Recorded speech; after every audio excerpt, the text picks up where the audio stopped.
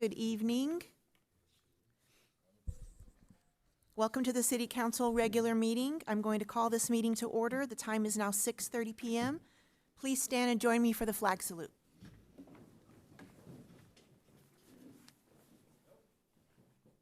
I pledge allegiance to the flag of the United States of America and to the republic for which it stands, one nation, under God, indivisible, with liberty and justice for all.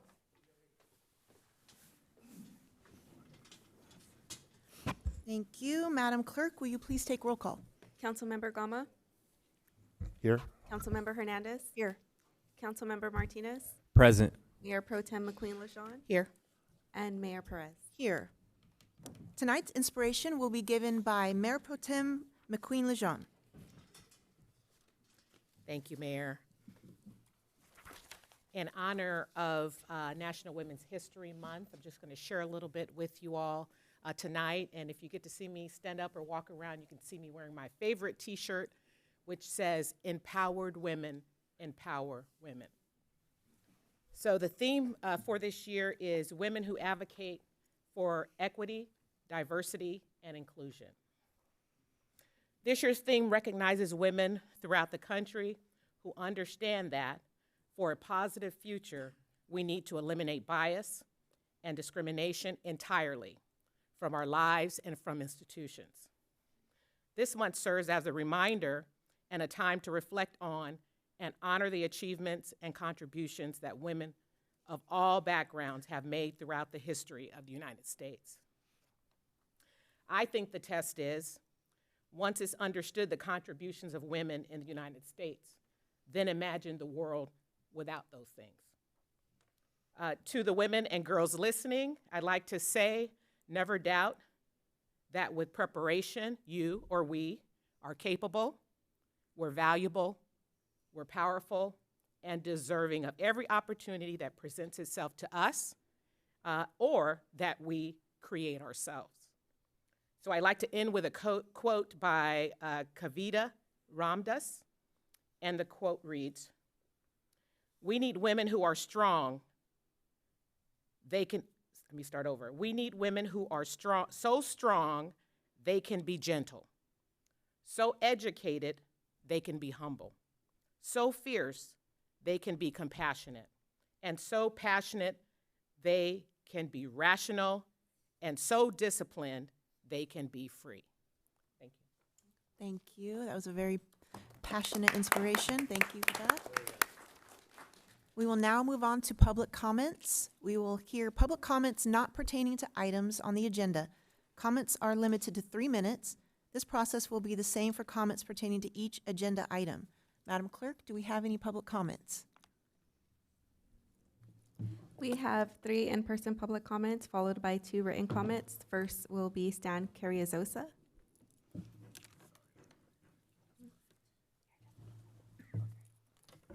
Good evening, Council. My name is Stan Karasos. I reside at 633 Lighthouse Way.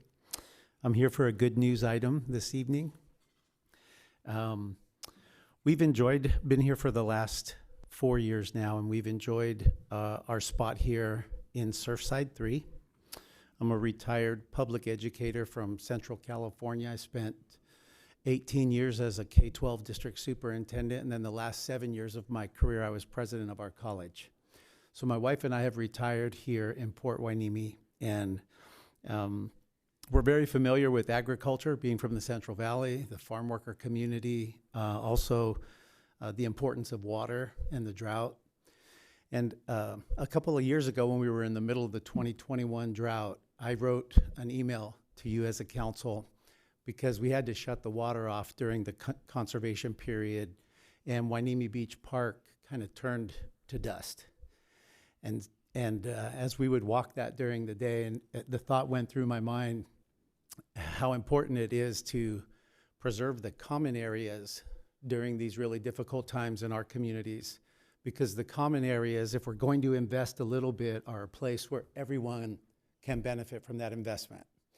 And so my pitch to you at the time was, is there anything we can do to put a little bit of water on there? Are we recognizing that the seagulls still accumulate, the pigeons are there, when they drop and it hits dust, Those are the spores that come up and become avian bird flu and so on and so forth. I went into everything in the letter that I would normally not want to receive if I was getting that letter myself as a college president or a district superintendent president. I kind of put everything but the kitchen sink in there. I'm here this evening to tell you that the park is fully recovered. It's absolutely gorgeous. And it's a testimony, I think, to your commitment to that.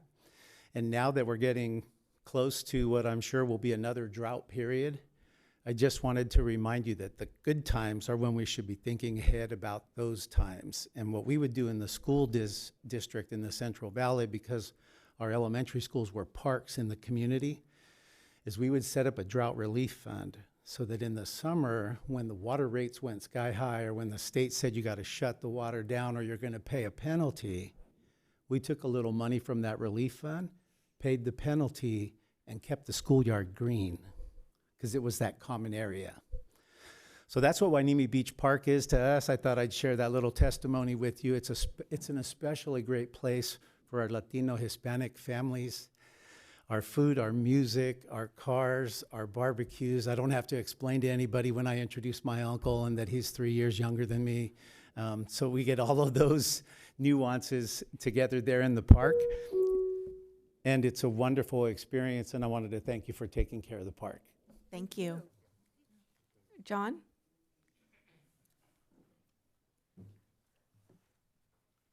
Good evening. My name is John Sonatl. I live at 137 West Channel Islands Boulevard, which is Hueneme Bay. I'm one of the 75, 80 people that had the unfortunate incident of the flood on the December the 21st. I have no claims for other than my garage door. I submitted a claim on January the 29th with all the required paperwork. I got a letter back from the Carl Warren Company on January 31st that the claim is being looked at.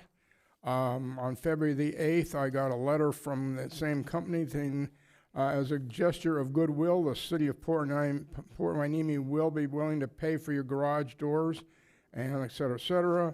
Along with that was a form that I signed and returned for the full amount of my request, which was $1,529. And again, I submitted everything, registered mail, everything in the envelope they provided. And I was all happy with that. And then last Friday, I and a bunch of people throughout the complex got claim forms that our claims were rejected. Okay, so at one side, I'm getting, we're gonna pay the $1,500, and the next couple letters, and a whole bunch of people got the letters. I've talked to 3 that got the same letter saying it's being rejected. So, I understand that the garage doors might be handled somewhat separately from the other claims. I have no other claim against the city other than the garage door. And so I'm hoping that something can be taken care of, some clarification somewhere along the way. And that's it. I didn't realize there were so many of you. I made 4 copies. I'm going to share it with you guys. You can see what I'm. You may wish not to do that. You may not wish to do that. The minute you share them with the council, they become a public record.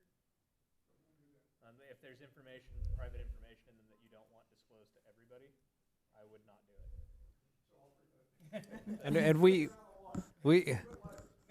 have your information too, so we should have it covered. Thank you. And then if I know you still have a couple of seconds left. I can respond if you're done with, or you're done with your comment.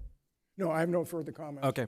So if I may, the council's not able to respond to public comments because it's not items on the agenda. Brown Act, But as a city planner, Yep. So for the, I can provide a brief response, and the brief response is, yes, the city, perfect timing. cut off. Yeah, there you go.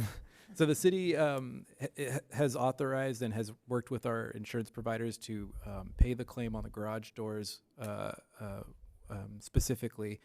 Most people have that plus other claims. So Yeah, I I don't- think yeah. the letters got confusing, and we'll follow up with the CJPIA and try to Maybe clarify put that. something on your website, 'cause Yeah. I'm sure, there were like 85 of us or so Yeah. that got affected in that Yeah. complex, and so there may be 85 Yep. reject letters being going out. Yeah, so we'll try to confusing get the word people. out. Maybe we've been working with Wainimi Bay, the HOA, to put things in the bulletin and stuff too. So we have a couple of paths there. But in a nutshell, the garage door claims are going to be paid. Other claims at this time are likely to be rejected. So Appreciate we'll that. try to get that Thank out you to all. everybody. Thank you. Thank you. See you at the VCT meeting again. We'll get those Santa Paula lines done. Greg Ross.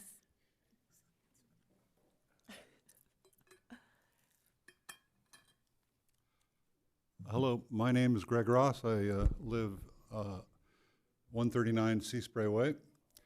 I was very attentive listening to Giles from the port, I guess it was 2 or 3 weeks ago. And I heard a few things that I was scratching my head about. But before I go on, let me just say I've been living in South Oxnard, Port Hueneme for many years, resident of Ventura County since 71 or 70 actually. And this city, and I'm not trying to glad hand here, this city has people who are just, they are so friendly. The trash collectors, the police department, all of you, and I have to say it's a breath of fresh air. Appreciate what's going on with the, I think, a dog park, maybe? Hopefully, cross my fingers, we own dogs. Yes. But anyway, the reason I'm here is I listened to Giles from the port, and we have a couple of things that we're watching, the neighbors and myself. It's we all watch the news, but what's going on in the Panama Canal with the drought, what's going on in the Suez Canal, a lot of containers are coming to the West Coast from East Asia and points thereof, India and so forth. So the traffic has increased to the port, and I'm sorry to say the pollution has too. We lived for 10 years in Silver Strand, and with the prevailing winds being what they were, we never had a cough. Nothing. Respiratory-wise, we were good. We moved here a year and a half ago we're adjacent to the port, and we always have a chronic cough. So I'm asking, just put this sort of on your, in your mind, that we're looking and talking to other, California Air Resources Board, Ventura County, Air Quality Management, but it doesn't seem like it's going to get better until the port starts dealing with the pollution from these big ships. They promised us, I'm going to plagiarize whatever has been said, but they promised us sort of an HVAC system to suck all this diesel pollution out of the smokestacks, and it hasn't happened yet. Cross my fingers that it's going to happen. But thanks for listening, and we're really, really hoping the air will clean up. So thank you. Thank you. Madam Mayor, Mayor Pro Tem, members of the council, city staff. My name is Danny Carrillo, and my inability to be present tonight, I offer these comments. I am the League of United Latin American Citizens, LULAC, State Military and Veterans Affairs Representative, and I am asking support from you all along with the community to participate in this Sunday's March 10th Chilaquiles fundraiser dinner to be held at the VFW Post 3935 Hall at 300 South Surfside Drive from 4 to 7 p.m. Costs are $10 a plate that includes red or green chilaquiles, rice, beans, and the world-famous Gama Good salsa. Our state convention will be at the Zachary Dunes Hotel in Oxnard, and this fundraiser dinner, led by Councilman Gama, proceeds will go to support this year's Veteran Recognition Luncheon to be held on Friday, April 26th of this 3-day convention. Secretary of the Navy Carlos Del Toro's Chief of Staff Christopher Diaz will be our keynote speaker in the Secretary's absence, along with Congresswoman Julia Brownlee, amongst other elected officials. Thank you and kudos to Councilman Gama for stepping up to help local active and non-active veterans to be honored for their service to our country. We hope to see you at the dinner on March 10th at the local VFW Hall from 4 to 7 p.m. and consider joining us at the Veterans Luncheon on Friday, April 26th. Danny Carrillo. Dear Mayor, Mayor Pro Tem, Council and staff, while there has been a concerted effort to improve traffic issues, particularly speeding, an issue that has been brought to your attention in the past and as far as I know has not been looked into, is the installation of left turn arrows on east and westbound Wainimi Road at Ventura Road. I'm asking tonight for those turn arrows to be installed. My dog and I were almost hit today crossing Ventura Road by a car turning left northbound onto Ventura Road. Fortunately, the car stopped before hitting us, but was then almost hit by a westbound car on Wainimi Road. This near miss was witnessed by one of the city's police officers who was traveling southbound on Ventura Road. This is the second time I have almost been hit in this intersection, and I have witnessed at least 3 other people almost get hit at the same crossing. Please expedite the installation of turn arrows at this busy, dangerous intersection. Best regards, Joan Tharp. And that concludes general public comment. And just on that one, I'm not familiar with that request to be able to respond, but I'll follow up with the Public Works Department and then provide an update to everybody on that particular request. So. Thank you. We'll move on to agenda approval. May I have a motion and a second to approve the agenda? Move to approve. Second. Madam Clerk? All in favor? Aye. All opposed? Hearing none, motion passes unanimously. Thank you. We move on to the conflict of interest declaration. Do any members of council have any conflicts of interest to disclose for any item on the agenda? Seeing none, we'll move on to presentation. Tonight's presentation will be the Crisis Intervention Team Officer of the Year Award given by Chief Federico.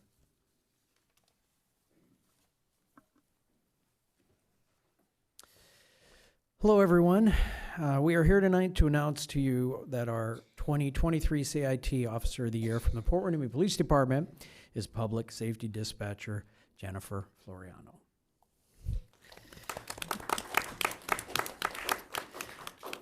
Jennifer has been a police dispatcher with us here at Port Hueneme PD for 4 years. However, she has a long tenured experience in public safety dispatching, over 34 years. Wow. And remember, your dispatchers are your first responders. That's why when I explained to you the incident, you understand how critical their role is. But what is CIT? Our CIT is our Crisis Intervention Team. It was established here in Ventura County law enforcement to develop partnerships with mental health consumers, their family members, and other agencies and organizations. CIT officers and dispatchers are specially trained to respond to individuals who are in crisis because of mental disorder and shall assess and assist those individuals in the most effective and compassionate manner possible. The 4 goals of the CIT program are to de-escalate crisis situations, to reduce the necessity for use of force, to reduce the use of jail in these moments, and to decrease recidivism. Since that program's inception here in Ventura County, Port Hueneme PD, I love bragging, was the first agency to have its full-time staff fully trained in CIT programs. And with the exception of a few new hires, we still hold that distinction as we get the newer staff trained in the next few months.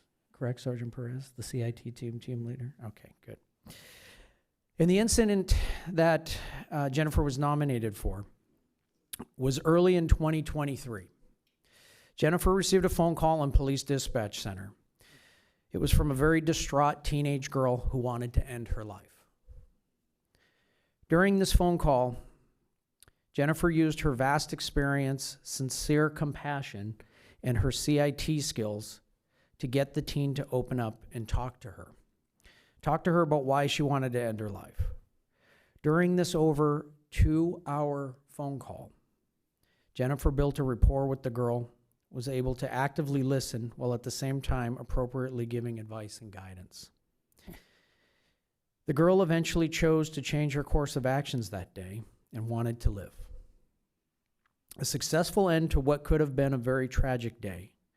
This was due to the understanding, compassion, and skills by Jennifer in the moment of one young person's darkest hours. Your police dispatcher, Jennifer Floriano, displayed what your Port Hueneme Police Department stands for in serving others, with respect, compassion, and courage. Thank you, Jennifer.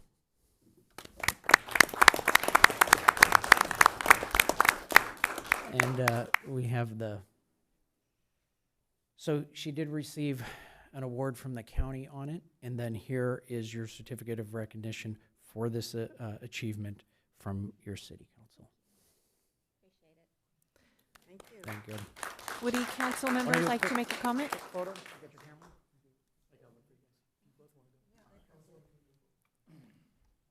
Have them in the background. I think they want us in the picture. They can stand. We can see everybody. Let's. Yeah, we Come should all stand. There we go. Oh. There we go. Okay. 1, 2, 3. I got like 6 of them. Thank you. So council would like to say a few words? You got it. We'll start with Stand here. Councilmember Martinez. I just want to thank you for everything you do for our city. I think the rest of the council has a lot more to say. I'm very thankful for everybody that's here today and for us to see you get this award. Thank you. 2-hour conversation sounds like a really long time, and I imagine how difficult it could have been while other calls are coming in.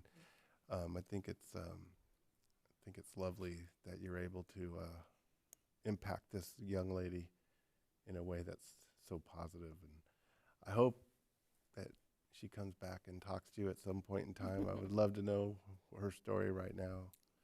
And just want to thank you very much for going beyond the call of duty. Thank you. Hi, Jennifer. Just want to say congratulations and a well-deserved recognition. You and I spent just a short period of time at dispatch when I was doing a ride-along a few years back, and I was so impressed with your experience, and we're so lucky to have you. I've worked with a lot of dispatchers since the early 80s, and you are phenomenal, and you brought your experience here to Port Hueneme, and I'm so grateful for that. So congratulations, and thank you for your service. Thank you. I guess I'll show, as a mother and a auntie to several young people, I am just so appreciative that you had the skills to be able to communicate with a young person. And we absolutely need more of that. We know that our children today are, I think, suffering more than they ever have. And so I just really appreciate your work and the time that you took to speak to the young lady. Thanks. She wanted to live with me after it. So. Jennifer, as a mother who's lost a son to suicide, I thank you for the work you've done. I'm sorry. And thank you for, I thank all of our officers for the work that they do, but I appreciate the 2-hour call that you had changing this girl's life. And just thank you. You're deserving of this award. Thank you. Thank you. Mayor, may I add one more thing? Mhm. Just dawned on me that Mayor Pro Tem's inspiration was spot on. And I think this woman here demonstrates everything in that quote. And good timing, good planning. It's really nice. Thank you. Thank you. I appreciate for it. being. Thank you.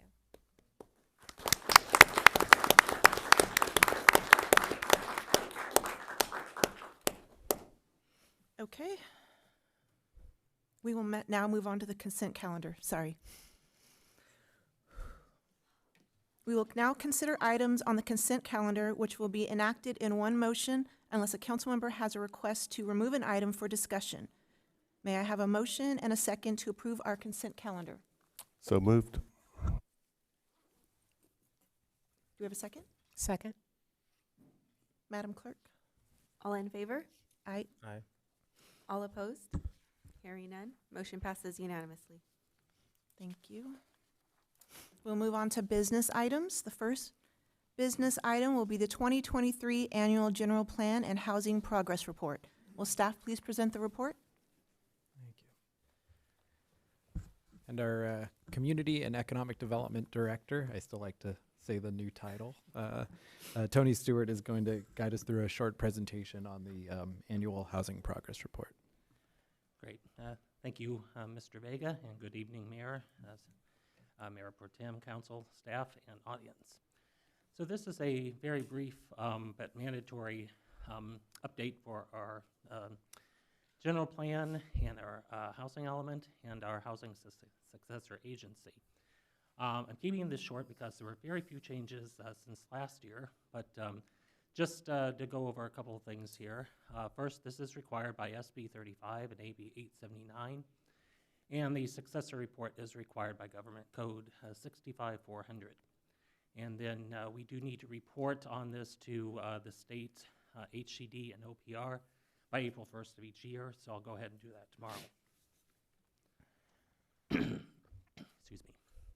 So, as you're aware, HCD, the state's Housing, Community, and Development Department, officially certified this city's housing element back on October 5th of 2022.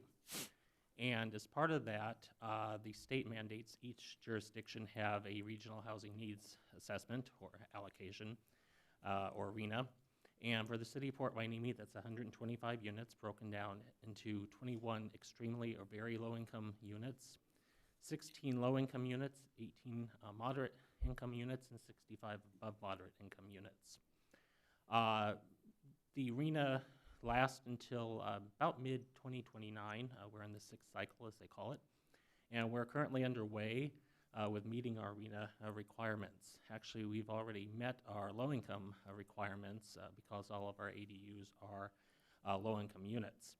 And in the past year, we actually permitted an additional 14, and we do have 12 in plan check right now. 3 have been completed, or I should say 3 additional have been completed, which takes us up to 19 total. We also issued permits for a fourplex up on 5th Street that will be, we assume, rented out to above moderate income, so it'll help us meet that criteria. And then with regard to the Housing Successor Agency, Appendix A and Attachment A discusses the city's compliance with the expenditures and production requirements. Since it was very similar to last year, there's only valuations were updated. But the biggest change is that the Department of Finance approved the official dissolution of our successor agency, as you're aware, back on May 17th of last year, since the agency had satisfied all of its enforceable obligations and disposed of all of its real property. So just a cleanup slide here, we still have $127,488. Well, that was spent on administrative costs. The fund balance right now is $4.66 million.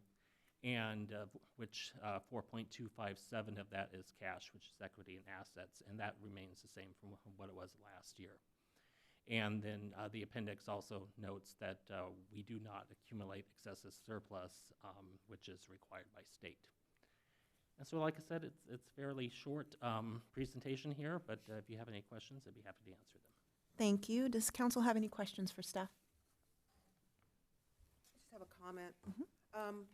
Thank you for your presentation, Mr. Stewart.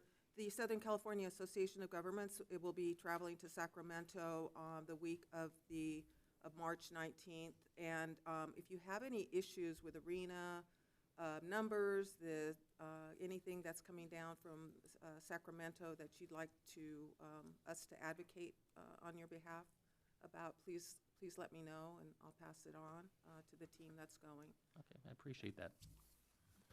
Anyone else? Go ahead. Yeah. A number of residents have not complained, or brought to my attention that parking is becoming a bigger and bigger issue. And how, what kind of mitigation do we have in place to deal with the addition of all these ADUs in areas that are already stressed for parking? quickly, and I know Mr. Vega is going to have a discussion of this later on this evening. But keep in mind that with regard to ADU laws in particular, but most of these state mandated housing laws, it's all about the production of housing, and they do not actually have any parking requirements. In fact, they allow ADUs to replace existing parking on a single-family lot, for instance.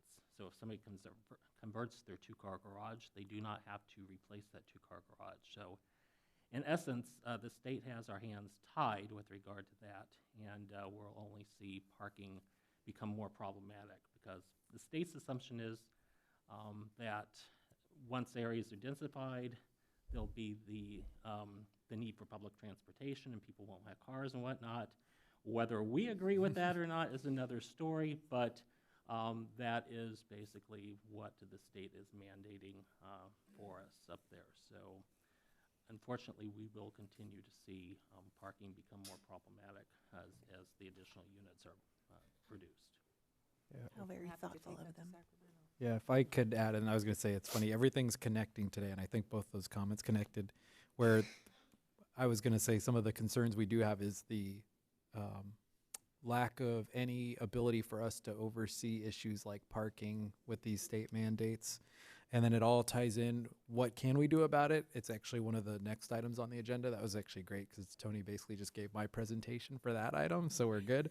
But it's like, the answer is we're gonna have to start looking other places for parking and places where maybe historically we haven't had parking. And it's really us looking ahead and realizing, we had a meeting, City Attorney, Mr. Stewart and I had a meeting with the state last week, and we brought up these issues that some of these rules are limiting our ability to have affordable covenants. They're limiting our ability to have parking requirements. And the direct answer we got from the state is the state mandate is to build units, not to consider anything else at this point. So, those are some of the things that I think we and other cities would be trying to advocate with Sacramento to, not that we're trying to stand in the way of building the units, but that we should have some ability to have some of our requirements when those units are coming in to mitigate the impacts. So, Any further questions or comments? Okay.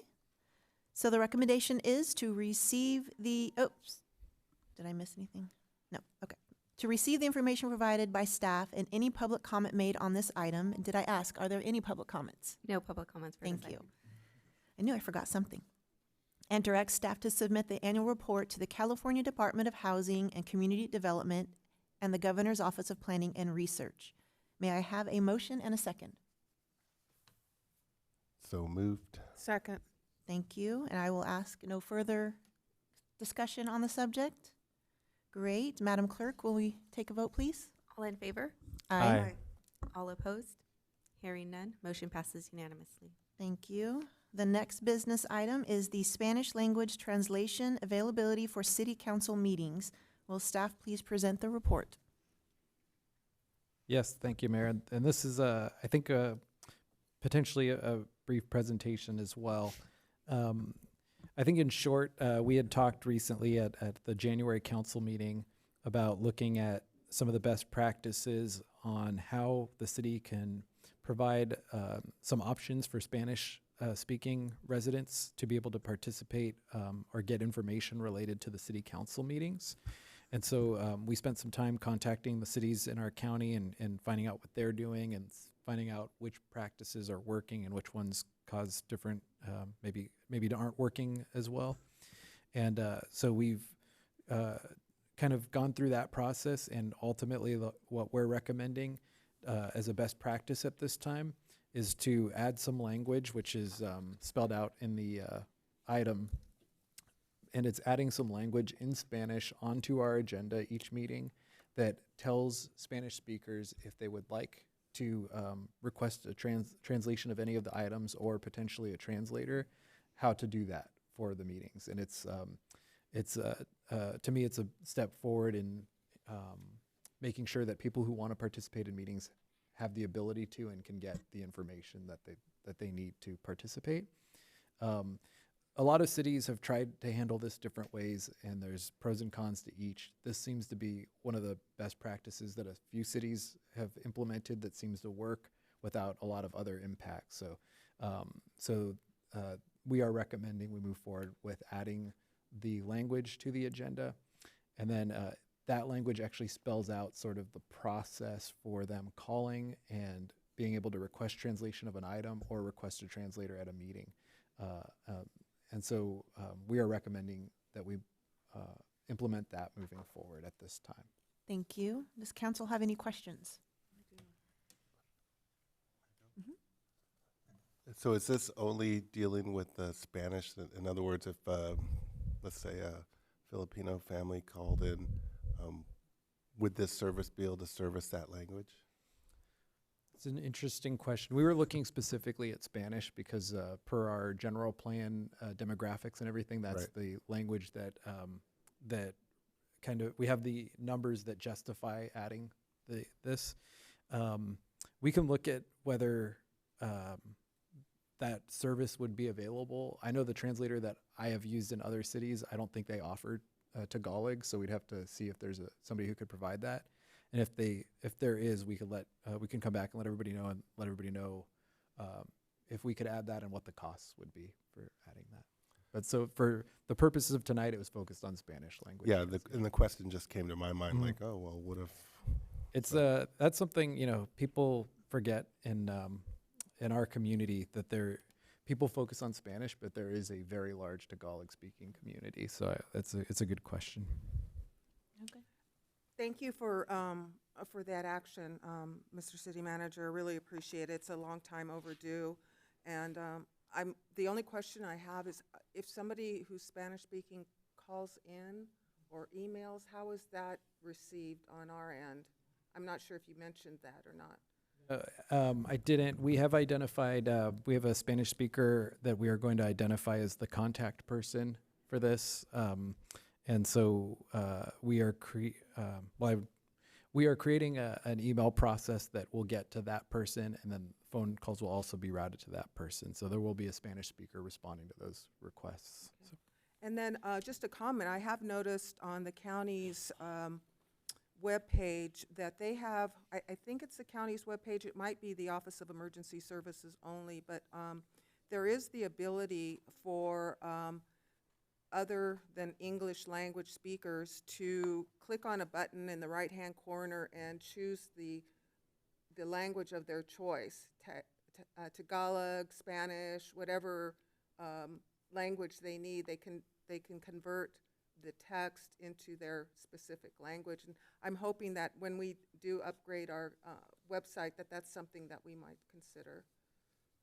Yes, that's something we can look at as well.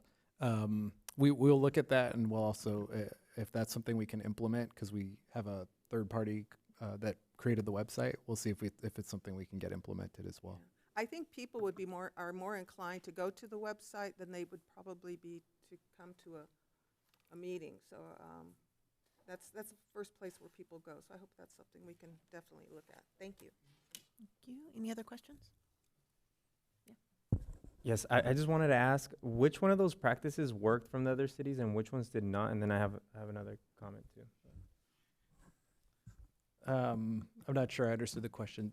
It's You did research on finding out what practices were the best from the other cities, and I know you came to a conclusion that this is the best. So I'm just curious, what were the practices that didn't work, and which ones were one of the ones that did work? Yeah, so this is one that several cities have implemented, and at relatively low cost, low impact, without use of a lot of staff time and everything each meeting. Some cities have done different approaches. One city recently started to translate the entire agenda into Spanish by default, and one city did it, so I don't necessarily want to say too much about it because they're not here to explain how it's working for them. But I think the consensus we got is that it's a lot more impact than they had expected it to be, because it would impact, like, you can't call it an emergency council meeting because you have to send that agenda to get translated, and then now you can't call a meeting on 24 hours notice anymore. You need to build 3 or 4 days in to get it translated. So I think there's some learning curves going on.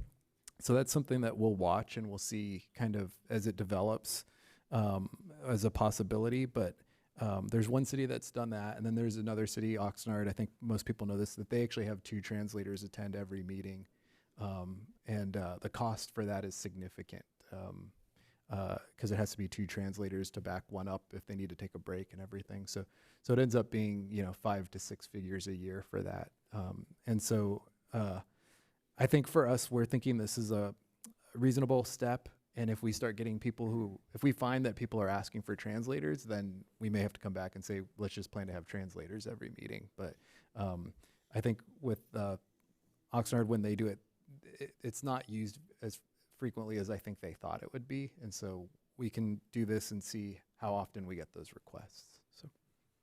Okay, and I just wanted to note that maybe in the near future, as AI gets more powerful and faster, maybe we can utilize AI to do the translations, because I would like to see, I like Councilmember Hernandez's comment on adding Spanish, and not just Spanish, also what Councilmember Gama mentioned is other languages, like all the languages.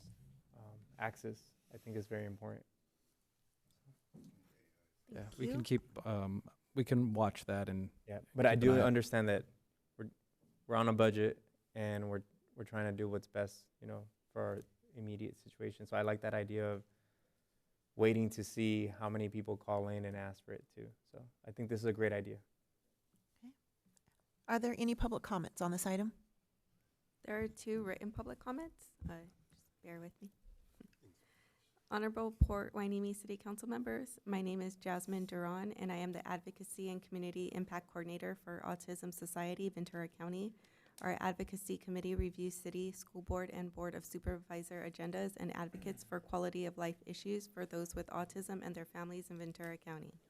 I'm writing today to give input on item 7, Spanish language translation availability for city council meetings.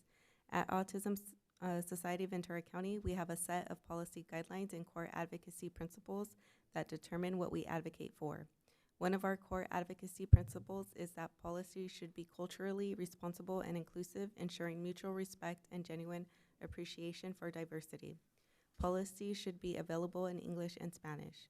That being said, we would like to formally support offering Spanish translation services for council meetings. We have seen firsthand that when programs are implemented to make public participation and civic engagement more accessible, they are often prematurely deemed a failure due to low participation from those who have newly implemented access.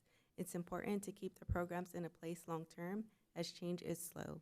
A vote to offer translation services is a vote to break down the systemic barriers that keep certain communities out of local politics. For more information on our policy guidelines and principles, please reach out to advocacy@autismventura.org. Thank you for your time and consideration. Jasmine Duran. The next one is public comment goes over the 500-word limit, so I'm going to read up to 500 words. Dear Mayor Perez and council members, I appreciate the opportunity to address you today. This is Farah Stack, submitting public comment on behalf of the Community Environmental Council, CEC. CEC is a nonprofit organization dedicated to addressing the climate crisis across Ventura, Santa Barbara, and San Luis Obispo counties.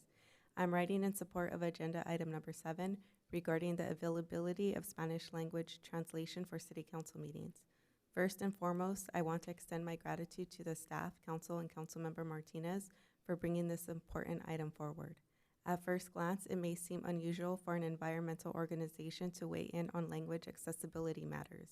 However, it's imperative to recognize that language access plays a pivotal role in creating a more equitable and inclusive climate action movement. In a region with extreme wealth disparity and some of the highest poverty rates in the state, CEC is deploying bold community-led solutions rooted in climate justice that protect our most vulnerable populations against extreme weather and climate impacts. We engage frontline communities that are impacted by fossil fuel infrastructure, legacy pollution, extreme weather, and other intersecting injustices to ensure that everyone has a say in how to protect against climate risk. Historically, non-English speakers in the U.S. have faced underrepresentation and marginalization, leading to a significant lack of accessible information about climate change. Particularly in languages such as Spanish and indigenous dialects like Mixtec, By integrating language justice into our efforts, we not only break down barriers to access and participation, but also ensure that our climate action initiatives are truly inclusive and representative of all communities. Providing translation services for city council meetings is a concrete step towards making the climate movement accessible to those who are most impacted by the climate crisis. One notable way we language access have enriched our work at CEC is through Nuestro Tiempo, an initiative providing a space for Spanish-speaking community members to explore how climate change intersects with key issues, ask questions, share ideas, and collaborate on grassroots action plans. Nuestro Tiempo meetings are open to all community members and conducted entirely in Spanish. Each session focuses on topics relevant to the community, featuring guest speakers and ample time for group discussion and questions. Previous meetings have featured speakers from organizations like Central Coast Alliance, United for a Sustainable Economy, CAUSE, Latino Elders Outreach Network, LEON, California Air Resources Board, CARB, and Eastside Library, covering a range of topics including financial incentives for electric vehicles, disaster planning, plastic pollution, food security efforts, and more. Participants like Enadin, a member of Nuestro Tiempo, have shared the empowering impact of such engagement, stating, "Because of my participation in Nuestro Tiempo, I know that my voice matters. I now have the resources to know who to go to about things, and I have confidence and feel empowered to be part of decision-making that affects my community." Language should never be a barrier to engagement. Rather, it presents an opportunity to embrace diverse perspectives and lived experiences, thereby enhancing our collective. That concludes public comment. Thank you. The recommendation is to direct staff to include language on each agenda in Spanish that offers translation services upon request. May I have a motion and a second? So moved. Second. Is there any further discussion? Is there any way we can still add, like, just in case there's another language out there? Or do we need to do research on how much that's going to cost first? Well, I think it's how much it's going to cost, but also just we have to find somebody to do it. So I think that we'll do that, and we'll come back with that separately. I think at this point, I'm not sure if we can do it. So I would recommend doing that one separately. Okay, all right. Madam Clerk, we take a vote, please? All in favor? Aye. Aye. All opposed? Hearing none, motion passes unanimously. Thank you. The next item is the removal of parking restriction on San Pedro Street. Will staff please present the report? Thank you. And yeah, I should have recorded Tony Stewart because he pretty much already did it. I think for all the reasons that Tony Stewart mentioned, we've been looking at our parking situation, and we're looking ahead and looking at some of the state law changes coming.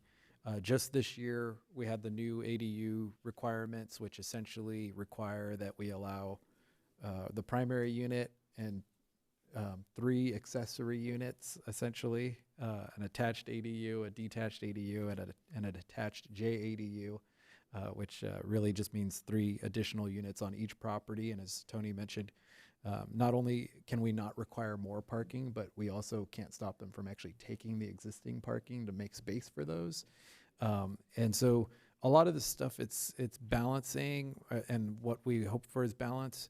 Obviously we all understand the housing shortage, and we all want to do our part to help with that, but it would be nice if we had the ability to also make sure that the parking issue is addressed, because we are hearing that more and more from our community, that people have concerns about just not being able to find somewhere to park, particularly in certain neighborhoods. And so we saw some of these things coming. There was also another state law that went into effect January 1st. I don't know what the number is, but they're calling it it's called the daylighting law. I don't know if that sounds familiar, but essentially any marked or unmarked crosswalk now, there has to be 20 feet of no parking, which for a marked crosswalk maybe is not as significant, but for unmarked crosswalks, we have lots of unmarked crosswalks. So now there's going to be this new law going into effect that'll require more spaces to be lost near each of those areas. And again, all for good reasons. It's a public safety idea, but it still means we're losing parking spaces where we're already at a loss for parking. so as part of that, we've started to try to look ahead and try to identify some parking. And like I said, we're looking at areas that in the past maybe we wouldn't have looked at, or it wasn't, maybe didn't rise to the level of a priority issue, but now it's starting to get to that point. And so we've been working this item in particular with Naval Base Ventura County, and it's the San Pedro Street area that has been no parking alongside the base. And we've met with the Navy, we've explained some of those things, and I think that they had, we talked through a lot of these new state requirements, and it's funny because they had the same reaction. They're like, well, why don't you just require parking? And we're like, we'd love to. That's the problem. The state says we can't, you know? So I think we had some good conversations with the Navy where they understood it, they saw it, and saw some of the rationale to it.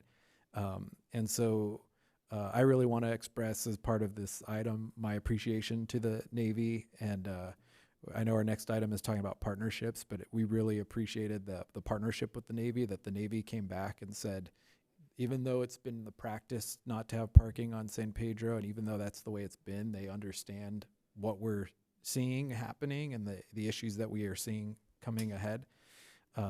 And so we've worked with the Navy to identify an option to remove the parking restriction on San Pedro.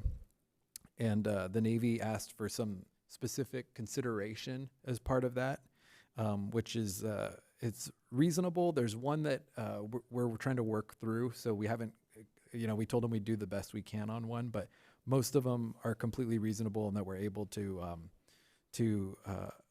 basically confirm that we'll address them as long as the council approves it. And so in short, the Navy is willing to support the request to remove the parking restriction as long as, or with the request, I should say, that they would prefer diagonal parking spaces. That's the hardest one, and we're working on that. They would prefer the diagonal parking spaces. We're going to have to work through that a little bit with our design team. And so we'll work with the Navy on that as long as it's approved.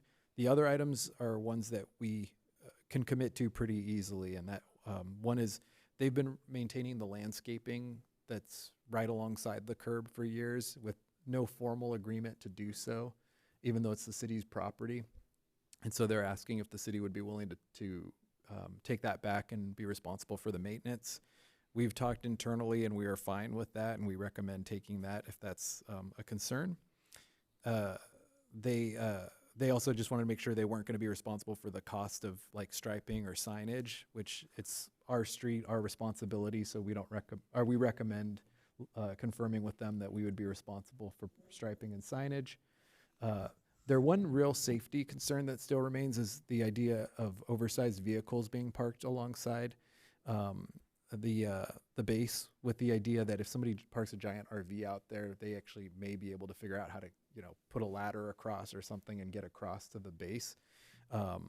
And so for us, we understand that. We want to be respectful of that concern, so we recommend that we'd put signage up that says no oversized vehicles, no recreational vehicles, and that should address the security issue. And then last, they had the understanding, I think previously, that or maybe not the understanding, but I think they had some concern that their fire department and the Navy Force Protection would be asked to, or would be somehow responsible for any damage or injury in that area. And I don't really see how that would happen, but they want us to confirm that we wouldn't be holding them responsible for any damages or anything as a result of these new parking spaces alongside the base perimeter there. And so, I think our response to them on that was, unless your fire truck goes out and hits somebody and is responsible for that, we wouldn't hold you responsible for anything that just happens on our street, So with all that being said, so the real item that would need approval of the council is that there's going to be some design work to try to work through that design, and that'll be some cost.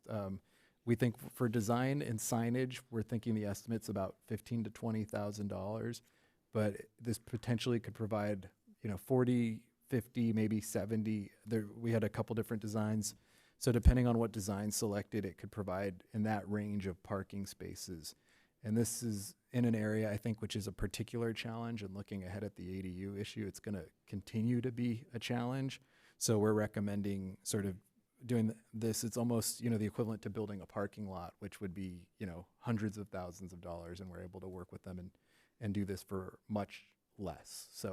So we recommend, and basically what we're asking for is for the council to approve the action, but the big thing is, and authorize us to work out that design and spend some time and energy on, and resources on that design with the Navy. So, Thank you. Are there any public comments on this? No public comments. Does council have any questions? Go ahead, Is Mr. there a reason why they're requesting the diagonals versus the regular ones? I'm just curious. Is there more spaces, or? yeah, it's interesting because that's partially why we don't want to commit it to an exact design for now. We want to work through that design with them, because one of their original concerns was they wanted fewer vehicles if possible, which for me, fewer vehicles and an easier design would actually be parallel parking along those spaces. But then they came back on our last round of discussion, and they were saying they had a couple of thoughts about diagonal parking being better, even though our quick design would show more vehicles being parked alongside the base with diagonal parking, which has some benefits to us, but it creates some other issues, like potentially with the width of the street we have to work out. So we want to be able to work with them on that. I think we have a couple of, like a design that's a parallel design and a design that's diagonal, and we plan to follow up with them, work through them, see which one addresses their issues and which ones we can do without really changing our traffic flow or anything like that. So the diagonal would be more spaces if we can make everything else work, which would be great. But I think my thought at this point is, if you authorize us to work with the Navy and try to come up with the best design we can between the two of us, it may be diagonal, it may not be diagonal. So, thank you. I just wanted to comment that this is a really good example of collaboration with one of our partners. And I know that, in years past, the Navy would say, no, we don't want parking, and we would just leave it alone. So I really want to congratulate and appreciate the efforts of our city manager in meeting, collaborating, and, collaboration can be difficult, but respectful, working to better our community, which is good for the Navy.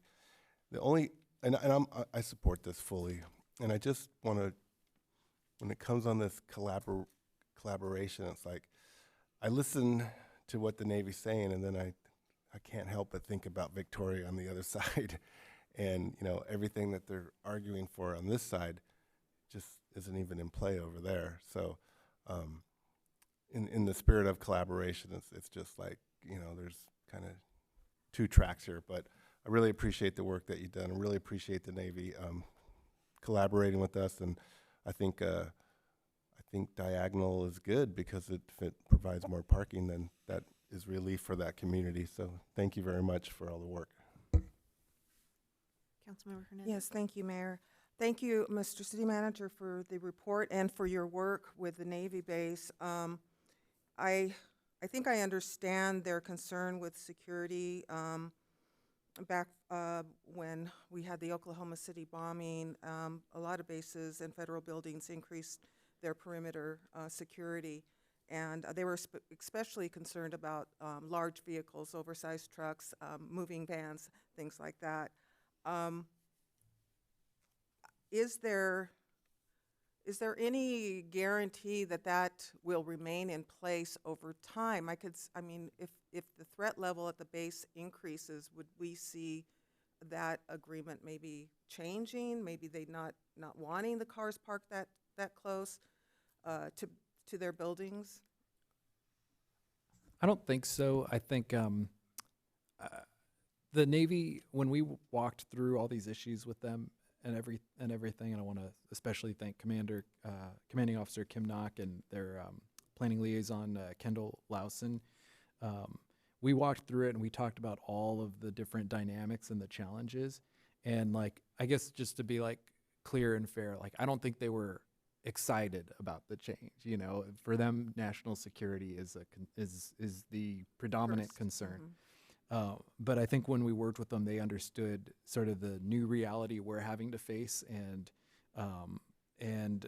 understood, and we walked through even and talked about just things like, theoretically, you know, if they aren't oversized vehicles and there's vehicles parked there, that actually that's like another buffer between, you know, somebody right now could drive over the curb into the base. If there's residents parked there with small vehicles, somebody's not going to be able to drive through. It's a deterrent. Yeah, exactly. So we really like got to that level of walking through all the details, and at the end of the day, the Navy said, we understand and we think that this could work in a way that would be workable for all of us.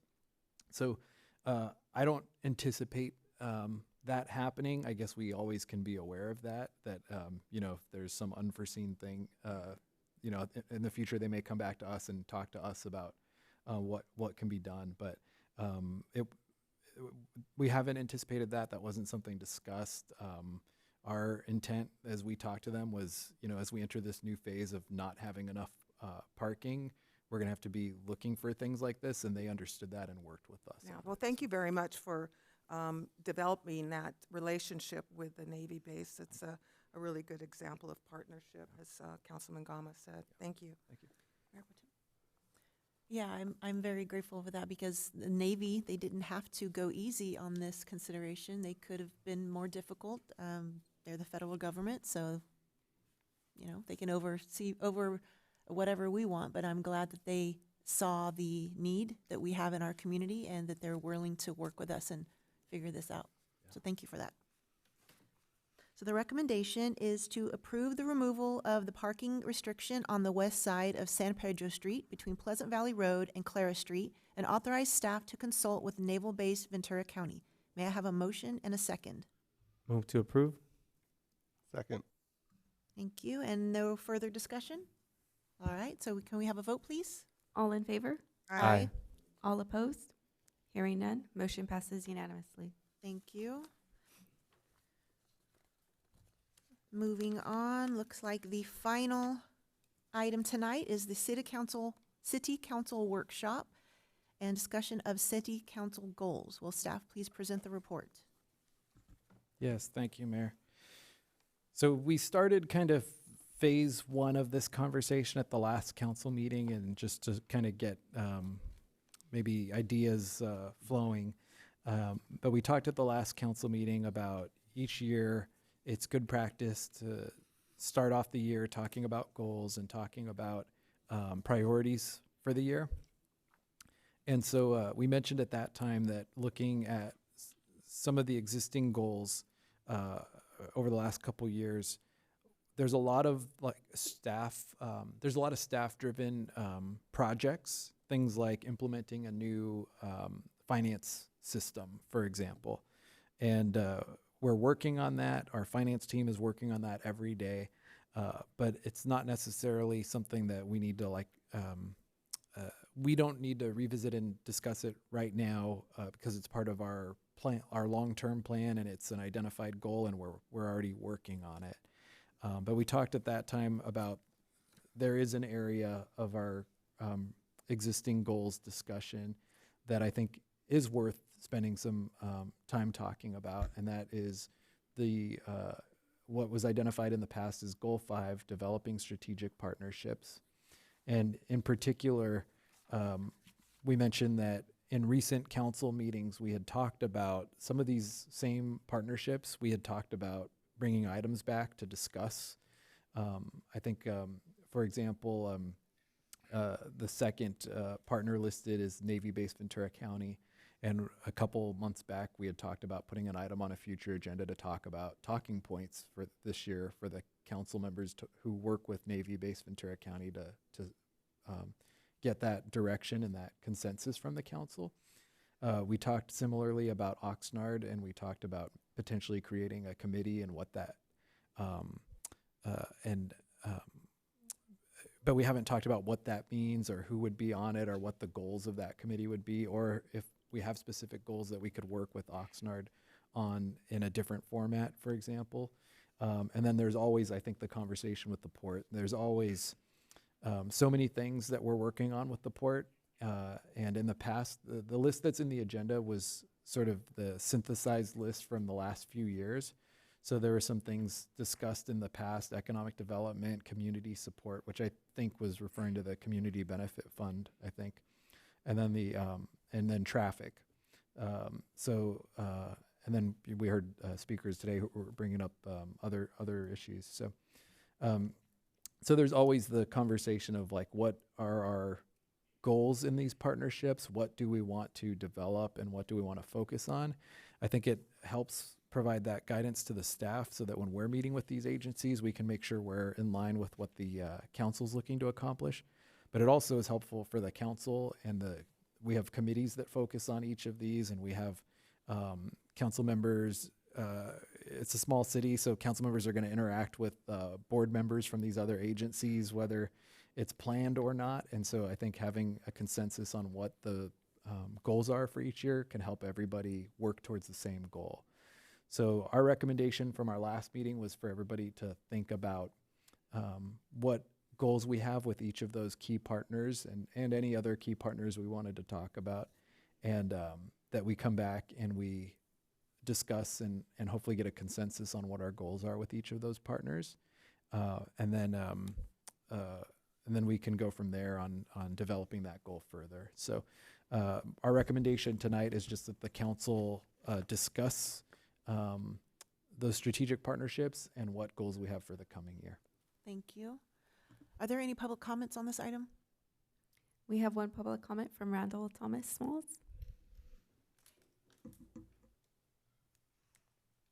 I would like to say good evening, Mayor, Mayor Pro Tem, City Council, City staff, and members of the public. I had to write that down so I didn't miss anybody. I just would like to stress that we work on our partnership with the Port of Hueneme. I moved to this community about a year ago, but I grew up in Oxnard. I bought my home after I got out of the Army, and getting more involved in the community, I have seemed to have noticed that there seems to be very strenuous relations with the port. Not entirely certain as to why. However, I would just like to stress to the council to extend a hand to the port a little bit more, and I'll stress to their Port Commission Board as well to do the same to the city, because after all, we do share the same name. And I think it would be beneficial for the community and the port itself to come together and cooperate more, because I think there are several goals aligned for economic development and just to see a better community overall. And when we come together and work as a community with everybody, we build a better society today and tomorrow for future generations. That's all I'd like to say. Thank you. Thank you. Does council have any questions or comments? Or would we like to move into the provide feedback phase? I have a question on what the process is for this discussion. Yeah, and so this is agendized as a workshop, and so the intent was really to allow for sort of a free-flowing conversation, I think one idea would be, and I think we suggested that everybody might want to come prepared with a couple of goals for each of the partners. We can start with each person stating their goals and why they're important, and then we can see if there's a consensus on those goals. I think that would be one simple way to do it. Did everyone do their homework? I may, I just, collaboration is it's a big word, long word, and we just saw a good demonstration of what collaborating with our partner looks like, and it could achieve something that both agree to. So maybe this will help this discussion. In regards to the Navy, one thing I noticed on Channel Islands Boulevard, and I'm sure the Navy's tired of the barrier being crashed into. So how can we help traffic safety and minimize that guardrail being smashed into very often. It's got to be a pain for them. And then when I look at the bike lane right there and I look at the impacts to that guardrail, I will never ride a bike on Channel Islands Boulevard because it just seems really dangerous. But so I thought that might help get this conversation started. I see that you have on your staff report, and thank you, James, for bringing this to council's agenda and for the opportunity to talk about this in a workshop format. And I noticed that we've got all these goals listed here. There must be a reason why we're focusing on the strategic partnerships, and I'm not sure where that came from because that didn't come to the full council for agreement. I don't think we had a discussion that this was the area we wanted to discuss. So I think for purposes of discussion, can you give us some background on why strategic partnership seems to jump to the top of the list for discussion today? And we did talk about it at the last council meeting, and there was a consensus to focus on the strategic partnerships. Okay, I guess I don't remember, but Okay. And the reason behind that was? That most of, and we could go through them, but most of the other goals are staff work that is already in process. There was a 5-year goal plan developed, which these goals are essentially from that 5-year plan. And so we're in year 4 of that 5-year plan. So there's not a lot to discuss on those other items. Okay. And like I mentioned, for example, and you can kind of pick a couple, but preparing the broadband master plan, staff is working on preparing the broadband master plan. So there's not like, those aren't really items that at this point there needs to be new direction on. Okay, so I'm looking to identify what the issues are with partnerships that we want to discuss tonight.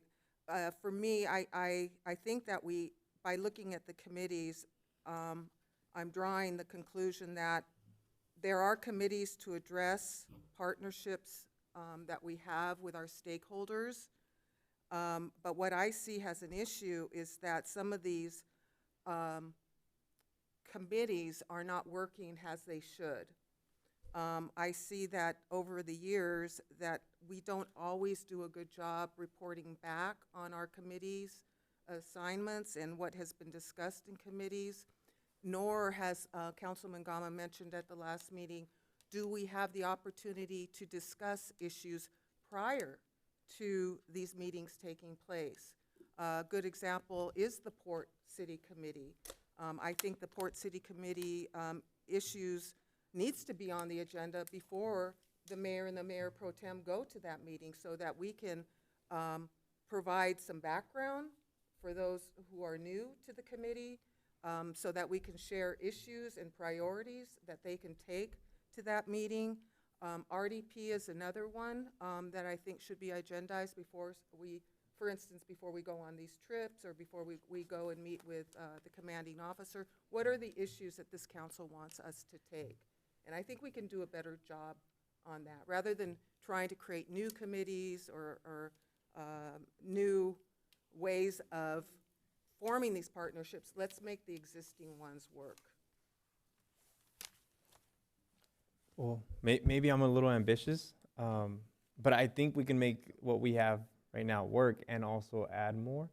I know it was mentioned that the port and the city's relationship can improve, but that's just like any relationship for that matter. Like there's always room for improvement. And what I can say is that we do have a committee, and that's something that we don't have with Oxnard, and that's something that we don't have with the base. So I think that's good. I do think that when I first started on as like mayor pro tem, I didn't really know how many times we were gonna meet up. And I think it would be important for us to set like, hey, with the port, decide, can we meet at least quarterly or how many times? I think quarterly would be nice, 4 times a year. So that's one of the things that I was asking for last year, for us to meet more frequently, because the first time we had only met like I think twice. So my first year, and I felt like we didn't get enough done. I do like Councilmember Hernandez's ideas about talking about our priorities before the meetings and also being able to report back. I think this is something that we can also do quarterly, and I don't think it needs to take a lot of time. Maybe it might even replace our comments at the end, especially since some of those I feel like tend to be a little bit longer than they should. In regards to Oxnard, I think it's important that we do have a committee with Oxnard. We're not like any other city where we share borders with other cities. It's just Oxnard. So if anybody wants to access Hueneme, they have to go through Oxnard, and that's why I think it's extremely important for us to have this level of communication between each city. At the very least, like collaborating and understanding what's going on in each prospective city. Similar to with the base, maybe we should be more aware of what their calendar's like and where they need help from us and vice versa. There's a lot of military families that live here, and then maybe we can also help provide the information that their families need. But I think focusing on the port, the base, and Oxnard are just as equally important, and I think that we can improve each of those three relationships. Yes, I agree with Councilmember Hernandez and Councilmember Martinez, and I would add that we are an elected body, and the majority rules, and unless we all discuss items and determine what the majority desires, until we have those discussions, then we're really we haven't been, in my view, we haven't been representing the majority of the council over the last, all the years that I've been on council, because it's difficult to collaborate because we have to do it publicly, and we have to speak here on the dais, and then we have to come up with a majority, hopefully a super majority, hopefully where everybody coalesces around goals that we have, say, with the city of Oxnard. Those goals will be different than what we have with the Port of Hueneme, and then other goals with the Navy. So it just doesn't bode itself well for the way that we've been operating. So I think we do need to have topics for discussion that deal with each of our partners so that we could form a majority and then send the committee out to discuss with them. Yeah, thank you, council members. I agree with the three of you. My struggle was in doing my homework is that, I hear a lot about the use of the word partnership. And so I struggle because just because we say partnership does not mean there's a partnership, right? And so I think we have some work to do as it relates to really creating partnerships, what really the word means, creating partnerships, then developing those partnerships, and then fostering those partnerships. And we can't want to create a committee because we have desires, right? It can't be our personal because Port Hueneme has a desire for something or we feel that we need something. Therefore, our partnership, partner with us, right? So it's a little more than that. And so I think we have a lot of work to do as it relates to creating these partnerships that we're talking about. And so that the other side views us as partners and want to continue and develop and foster those partnerships with us. So I think we have some work to do. And so that's why I struggle with coming up with some goals to take. But I think that we just have a lot of work to do. And when we say partnership, it can't be because we have a desire, we need something, therefore our partners should come to the table with us and talk about it. So that's my thought. May I comment? Yeah, I would like to add that I agree with everything that everyone has said here, specifically what Mayor Pro Tem has said. With regards to the Port City Committee, it's very difficult to discuss what's happening at that meeting because we don't even know when the meeting's going to be, and we don't even know what they want to discuss until a week before sometimes. So it's hard to it hasn't been really consistent. So we need to make things a little bit more consistent so we know what the future agenda is going to look like and what the future topic is going to be. But I agree with you. That needs to be a little bit more cohesive and consistent. Otherwise, we're never going to be able to do as you would like and have a discussion about it. But we need to throw in there our school district. That's an important partnership that we should be reaching out to. We have youth in this city that I know from doing the reading program recently, they have a lot of questions about what goes on our city and what we do as council. And I spent at least 15, 20 minutes today talking with fourth graders about what does the mayor do? What does council do? You know, what is our oversight? You know, how does that all work? So I think engaging our youth and having them engage with us and making partnerships and connections with the schools and the school districts and getting out there and talking to classrooms and just trying to get our community more involved in what's happening is a good partnership as well that we should think of. Go ahead. In regards of not knowing when we're gonna have those, when we're having those meetings, that's why I suggest that we do have a schedule, and you know, we can communicate that in the committees. And I think, like I said, I'm just gonna repeat, like, I think quarterly, I think would be enough. That way we're not putting more burden on our staff and their staff to set up the meetings. And then I do agree, it's not just because we want a partnership, is that we're gonna have the partnership, but we can at least start off by maybe having the city manager contact their city manager and then have that discussion of would they be interested of, you know, forming this committee. The base, I think, maybe might not necessarily need to have a committee, in my opinion, but at the very least, as long as there's that open communication between the city manager and the base commander. When I was mayor last year, it was very difficult to set up a meeting with them. And so that showed how disconnected, you know, the city was with the base. And my understanding was that they hadn't really been meeting up in the last years, you know, so that's where it was a concern to me. I think that this school district should be another partnership that we should be more open with too. I think that's it. That's all I have. Any further comments from anyone? I'm again looking at what we already have in place, and with regards to the Navy base, I really appreciate again the city manager's work with Base Commander Kimnock, and we should be mindful that he's going to be leaving soon, so a new relationship, a new partnership will need to be built there. But there are, you know, to me, this base is like another city, and there are city manager meetings that I know you attend, Mr. City Manager, and you share issues there, and you talk about maybe perhaps border issues with Oxnard.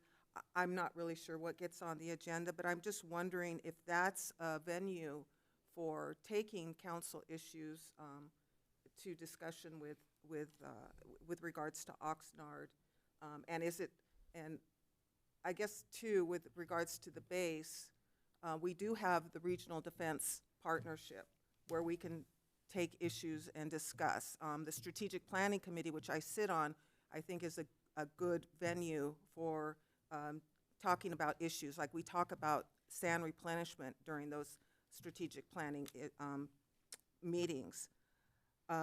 We've also signed on to the Federal Outreach and Advisory Council. That's another avenue for communicating with the base. So we have those in place. So we have three ways, really. You have the relationship that the base, that the city manager is building directly with base commander, and hopefully will continue. We have RDP, which can talk about broader issues that are not so operational, like law enforcement and fire response and streets and parking.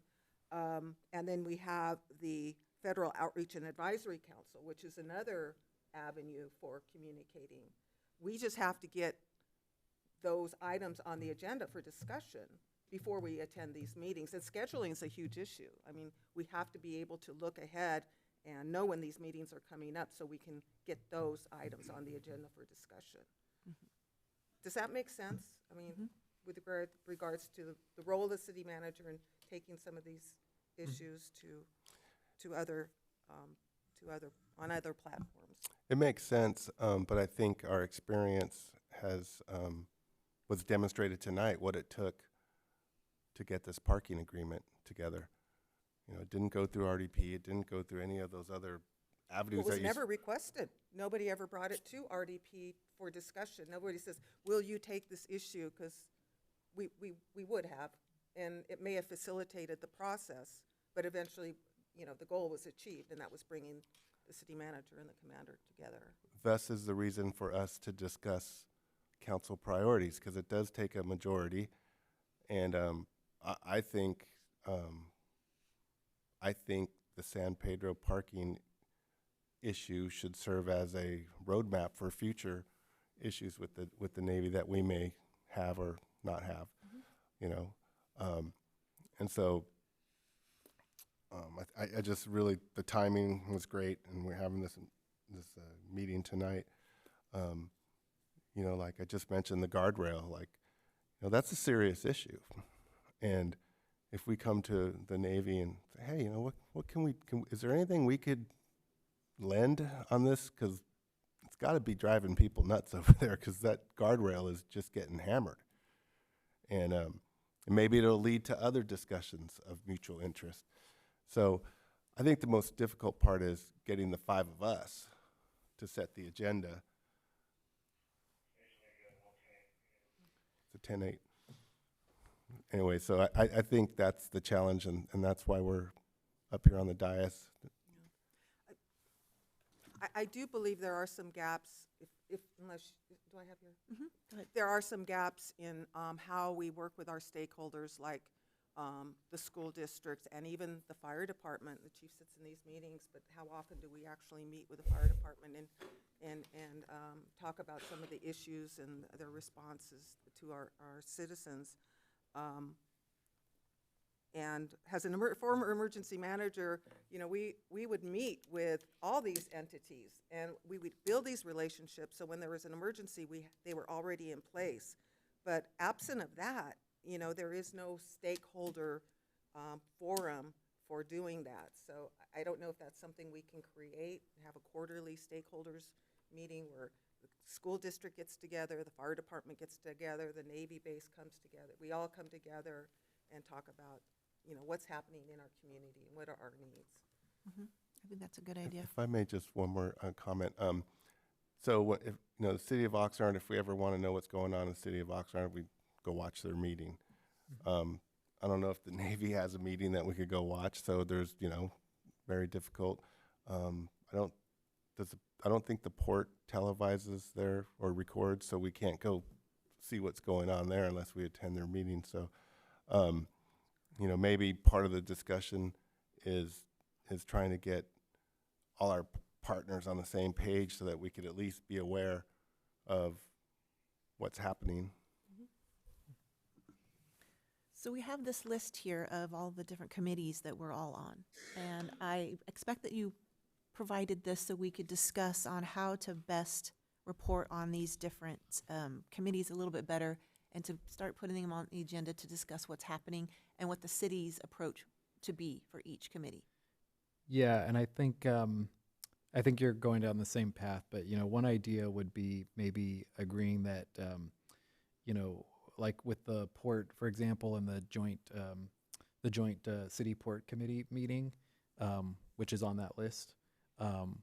Perhaps we could, for example, meet with them, put a schedule together and a list of proposed items, bring that back to the council once a year, and maybe we do this just every year. Here's what we're planning to talk about at the joint meetings this year. Here's the key topics. Is there, you know, general feedback? And then that way the committee has sort of the marching orders for the year, and staff. So we can actually do that. I think for the port and the Navy, that's two good examples. We could do the same thing with the Navy of have the talking points discussion. What specific issues do we want to work with the Navy on this year? And then that way it's direction to RDP, the Association of Defense Communities, and staff to kind of work on those things for the year. So that could be maybe a next step on this is we can reach out to each of those and kind of get meeting schedule and the list of their topics, and then come back and have that conversation. I really like that idea because I'm looking at the first item, the first committee here, the Beach Erosion Authority for Clean Oceans and Nourishment, Beacon.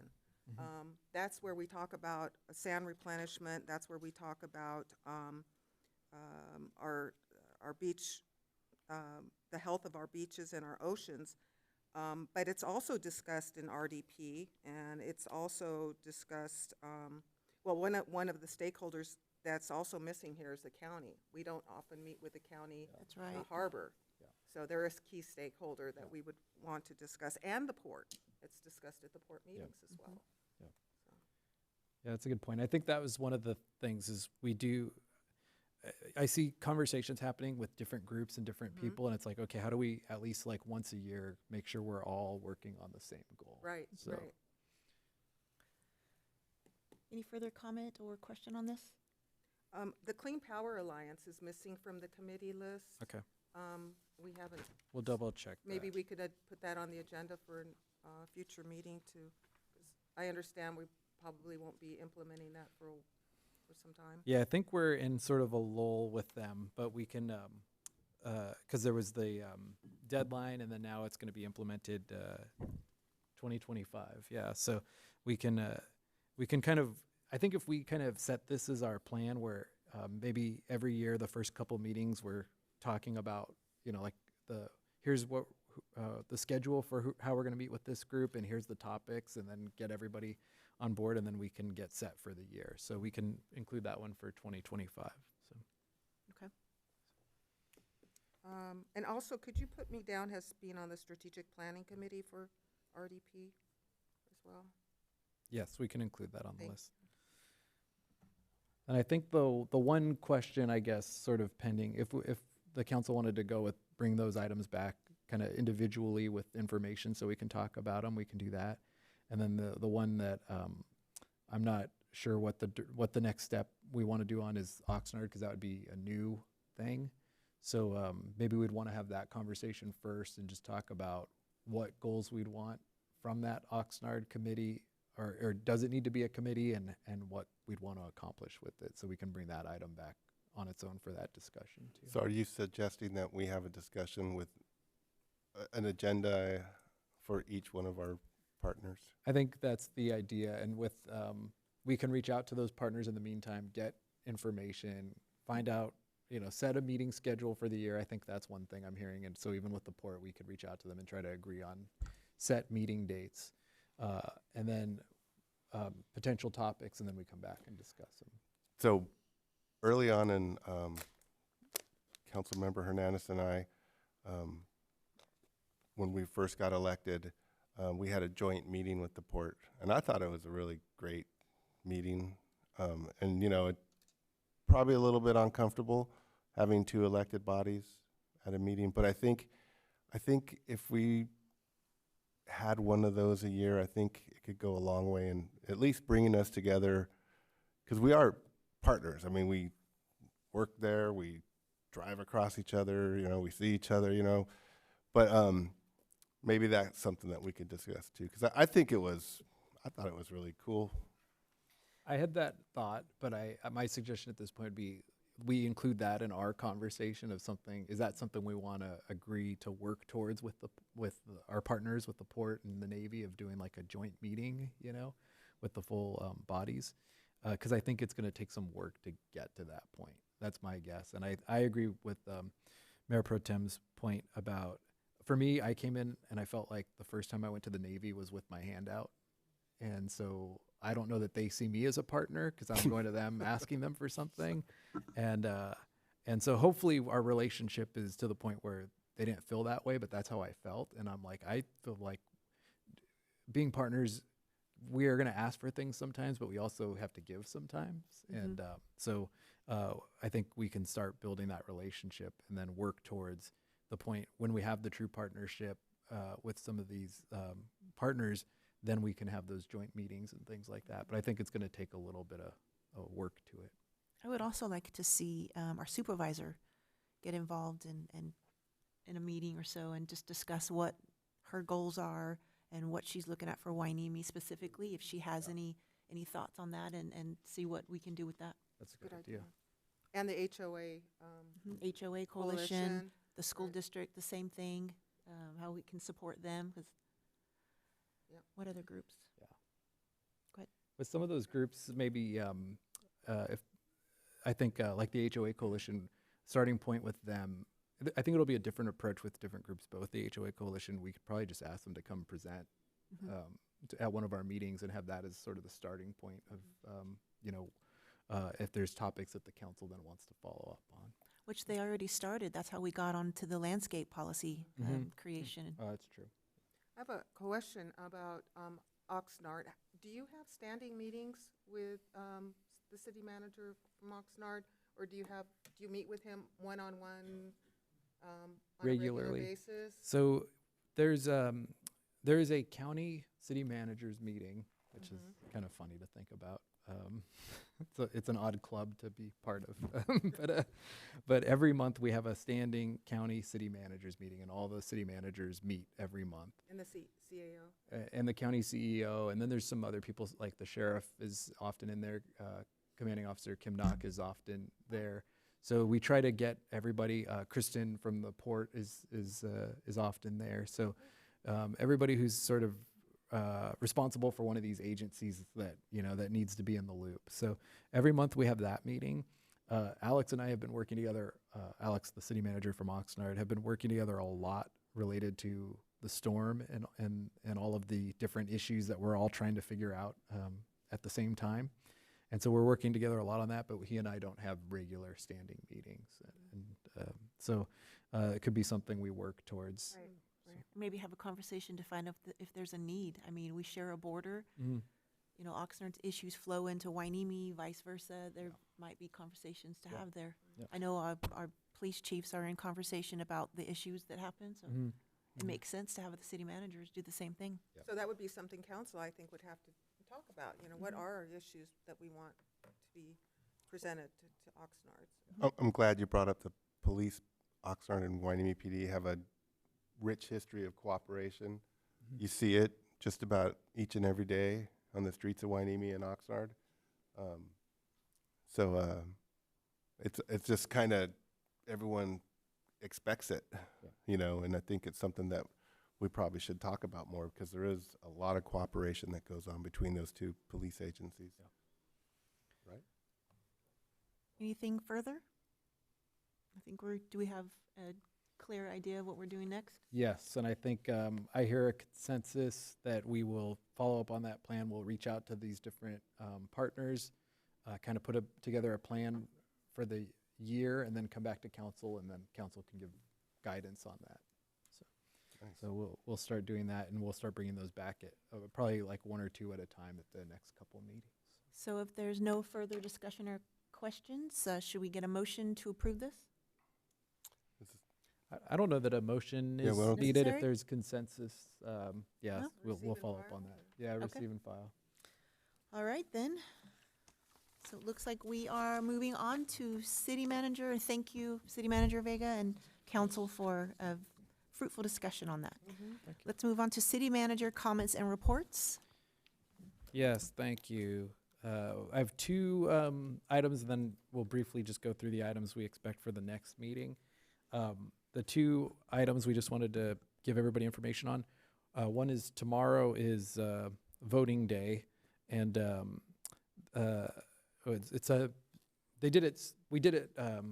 we as in the county and all of the cities.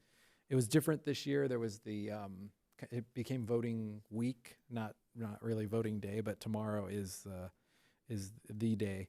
And so we just wanted to remind everybody, we've been posting this, but I don't know that everybody's seen it because it wasn't on top of mind, and I think tomorrow it will be. But there is both the ballot drop box here at City Hall, but the voting center was moved because of the library having to do all their repairs and everything. So the voting center is at Sunkist Elementary. So anybody who's planning to go tomorrow to vote in person, which is probably the day most people will, it's at Sunkist Elementary, not at the library, as was put in the ballots. I saw that in the ballot. Tomorrow's the day to vote at Sunkist, or we have a ballot box here at City Hall. The second item is that we just heard from the Small Business Administration, who is doing that disaster loan outreach program at the South Oxnard Public Library. And they are going to be closing that center on Monday, March 11th at 7 p.m. And so they asked for our help just doing one more reminder to anybody who's maybe been busy dealing with other stuff but still wants to apply for that disaster loan program, that they will be there till Monday, March 11th at 7 p.m. And that is one of the deadlines. There's a few different deadlines for the different programs that they offer. And one of the deadlines is Monday, March 11th. So if you're at all on the fence, you should plan to drop by, and they will be there to answer questions and help through the process. And then there's some other programs that will just remain available online after that time. But it's a good day to stop by and get answers. And so that's at South Oxnard Library. And then for the next agenda, right now the current list of items that we're planning to bring, we're bringing back, there's a request to talk about the Boys and Girls Club programs, and then potentially expanding some of those programs. So that was a request about a month ago at a council meeting, so we'll be bringing that item back, our open gym programming. And then we also have we have the first special use permit for a pickleball tournament that is being submitted to use the courts, and so we're going to be bringing that as a special use permit for review. So those two items will lead to some basketball and pickleball discussion. So we have those items, and then we are planning to bring back the request that was made at a meeting a couple months ago for the Reflect Yourself pedestrian safety campaign. So hopefully, I don't think we need the wrap today, but I guess we'll get it at the next meeting. So those items are currently scheduled. I think in light of the discussion we just had on the goals, we may try to follow up with a couple of our partners and bring one of those items back too, so we can have that discussion if we can get that done in time. And then the last thing is we had said also that at least once a month for the next few months as we lead to the budget, we wanted to have some budget-related either presentation or discussion items. So we are planning to have a presentation on this unfunded liability and kind of how that works and what the city's forecast is on our unfunded liability. So we're planning to present that at the meeting as well. So that's the plan for March 18th. So regarding that, at our last city port meeting, we had discussed putting on the agenda to have public outreach and a public meeting for discussion on the location of the statue. Yeah. Is that planning on to be on that meeting? And then I was hoping we were going to do a community outreach program between now and then to get as many people involved in that conversation? Yeah, I think the idea would be bringing, I think in light of the discussion we just had, bringing kind of that plan to the council of like an outreach plan and what the port was interested in doing a survey, so we can kind of bring that back to the council and get consensus on that. Thank you. So the only reason I didn't mention it is because it sort of depends on the port submitting it, and which is not necessarily, and I don't control the timing on it. Got it. You know, so if the port submits it and says, here's what we'd like to propose and here's the plan, then we can get it on the March 18th agenda. But I wasn't saying it because I don't know if it will be submitted by that point. I was actually going to ask tonight to have it placed on an upcoming agenda, because that was the direction of the Citizens Advisory Council, is to send that item back for discussion and decide on the location of where the monument should go. So I think despite whether or not it's the port is ready to move forward on the item, I think we should allow the council to have that discussion. I do want to have that discussion, and I do want to have as much community input on that discussion as possible. Okay. So we will bring an item to allow for the discussion. It may not be the application if they haven't submitted it, so we'll bring an item to allow the discussion, at least. Anything further, Mr. City Manager? Nope, that's it. Thank you. Okay, then I'll move on to council members' reports and comments. Councilmember Martinez? Yes, thank you, Mayor. I just want to mention, Reach has a special meeting this Wednesday at 3 p.m. Sister Cities got it at the same day, another meeting at 6 p.m. I don't have anything else to really report, other than, I think basketball has been going well, and I even heard that they're starting an Instagram, and it's not me, I promise. I don't even know what the Instagram is called, but it sounds like a lot of people are happy with that. Is the Reach meeting the open house? That'll be next week on the 13th. Okay. So I saw a husband and wife jogging on the sidewalk tonight, right before the meeting. It was kind of dark, and they had lights, little handheld lights. So it wasn't reflect yourself, it was light yourself. But safety, pedestrian safety. I want to shout out to my friend in the audience, Camilo Garcia.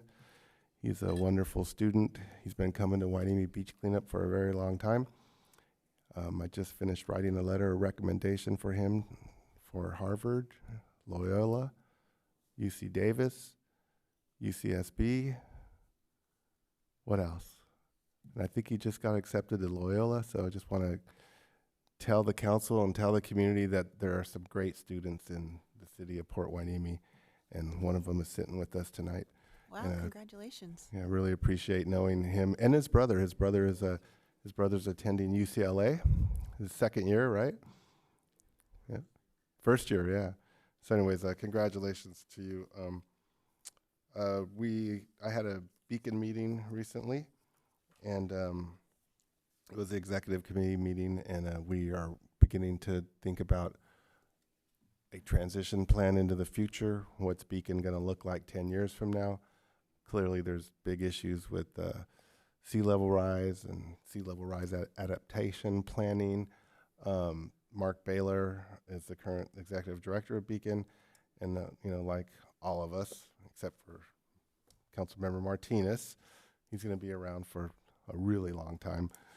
The rest of us, maybe not so much. But Mark recognizing that, hey, we need to think about the future, think about transitioning to new leadership.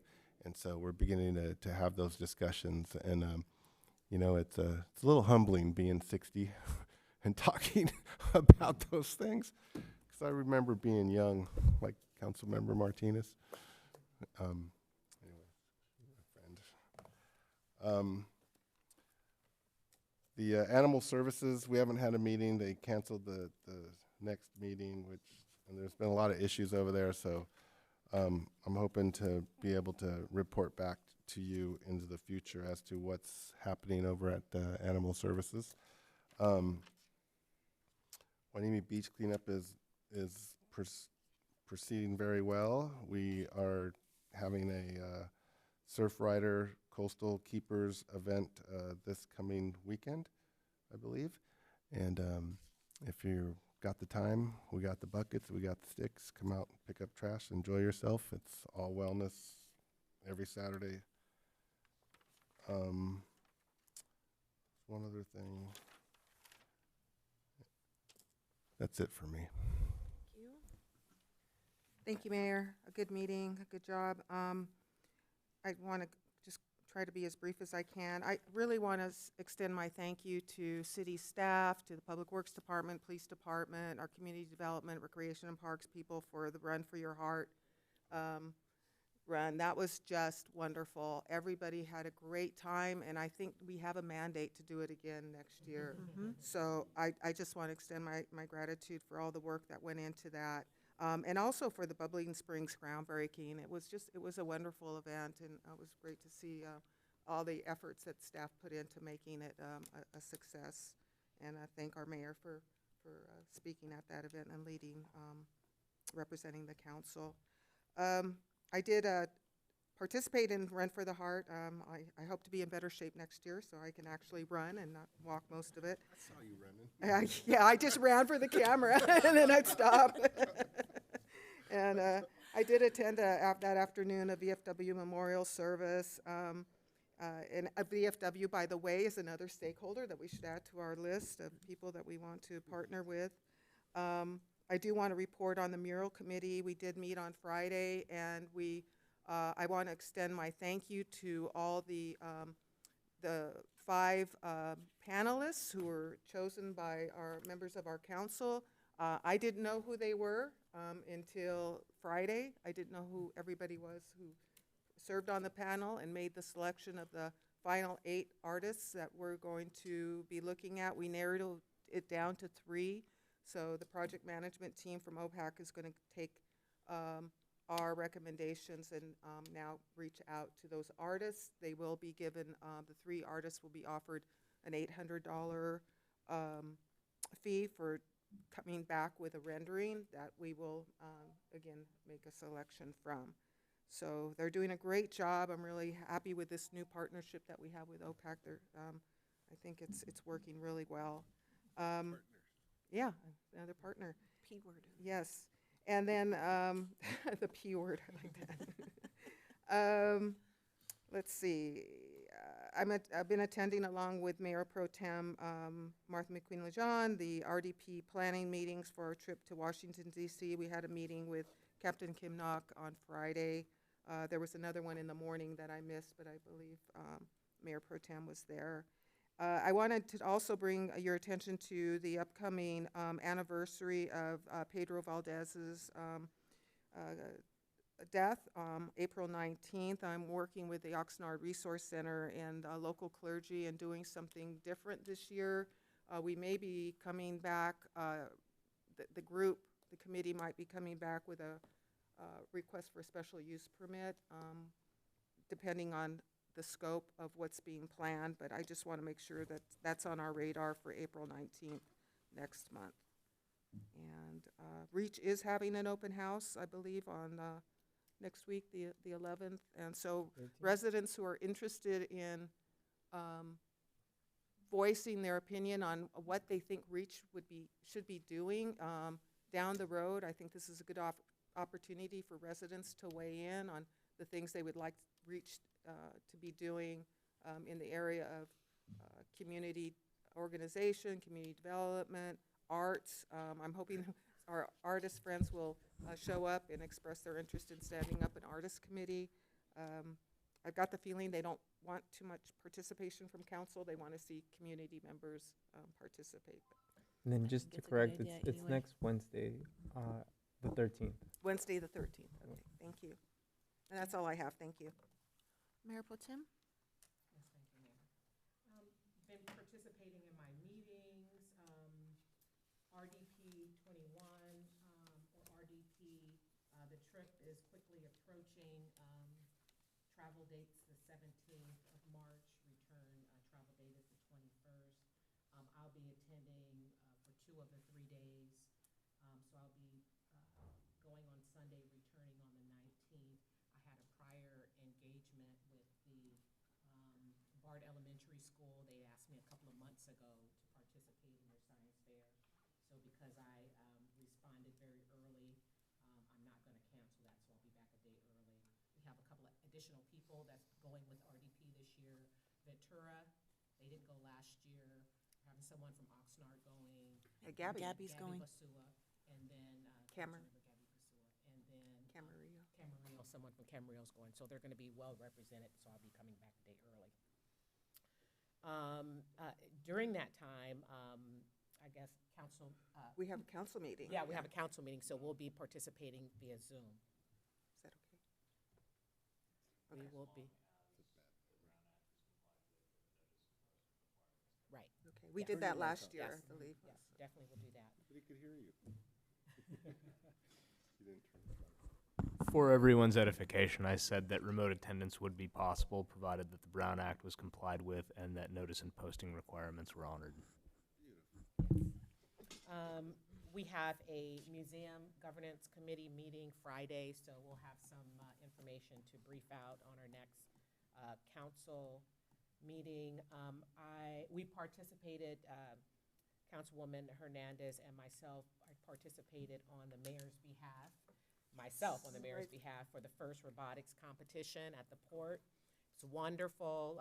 They're going to be coming back next weekend, so if you're interested, please go see them. It was great. I really enjoyed being able to go around and collect all the pins. And I think I had a huge bag full, so enjoyed that. They had teams from out of the country, the Netherlands, China, and Chinese Taipei. So it was just wonderful. We got a chance to go by and talk to the team from China and got some of their pins as well. So pretty wonderful event. And so it's here in Port Hueneme over at the port at FathomWorks, at the FathomWorks lab. So if you're in the area, please go check out all the students that are learning all that they can, building robots STEM. And so we had an opportunity, because it's Women's Month, to recognize all the female students that are closing the gap in STEM. Really enjoyed the event. Admission is free also. Admission is free. And so I think that is all that I have. Thank you, Mayor. Thank you. So I attended the meetings, but I'm going to make a plan the next meetings coming up to discuss specifically Hueneme and what goals each of the committees that I sit on have for the future plans of Hueneme, because it is unclear in some of the committees that I sit on. So I would like to know for myself, at least, what is my purpose for being on this committee, and how can this committee help benefit the city of Port Hueneme? And does it in any way benefit the city of Port Hueneme? Am I wasting the time on it? Is there no purpose to it? So those are good questions that I need to find out for myself. I think we need to look, as the port has pretty much wrapped up their statue, the next phase in that is Hueneme's, we put forth the Chumash, some type of Chumash rendering. So I think we should start putting together some thoughts on that, and maybe going and visiting what they're doing in Ventura. I know the president of the council would like us to go there and get an idea of what they're doing, and maybe come up with an idea that complements that, and there can be a group engagement and rendering of that when everything comes together. So maybe we can, I don't know if we need to do individually, or I'll get some information on where that is and the dates. I know it happens on a Saturday, but I think that would be a good idea to get in our minds as to what we would like to do with that second phase of the Community Benefit Fund with regards to the mural or statue process. Let me think. I think that is it for me. I have nothing further on any committees. So the next thing we'll move on to is requests for future agenda items. So I'd like to remind council members that all requested items will require a motion, a second, and a majority vote per adopted council policies to be placed on a future agenda. And keep in mind the busy schedule and day-to-day that our staff has already. Do any council members have any future agenda items? Did anybody want to put on the agenda at least checking up on the Hueneme Road and Ventura Road, the turn signals? It was brought up from the public comment. I'm willing to support that if council wants to.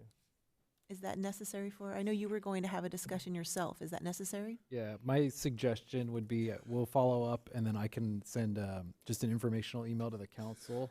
And if everybody's not happy with the answer, then I'd suggest putting it on the agenda.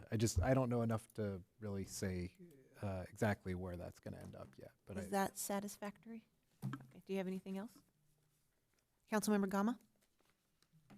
Councilmember Hernandez? Do we need to ask formally for the discussion on the placement of the statue discussion to be on the agenda, or is that just going to happen?